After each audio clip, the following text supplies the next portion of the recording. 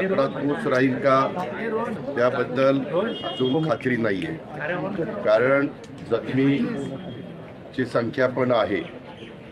मध्य रेल्वेवरील मुंब्रा स्थानकाजवळ आज सकाळी 9 वाजता 9:30 वाजताची गोष्ट आहे ती, भयंकर रेल्वे दुर्घटना घडली.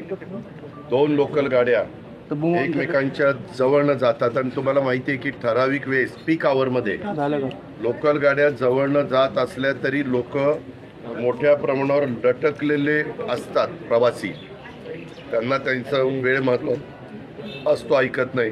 आणि रेल्वेला जसं मेट्रोला दरवाजा असतो तसा दरवाजा नसल्यामुळं ते बरेचसे प्रवासी लटकले आणि ते घासले गेले.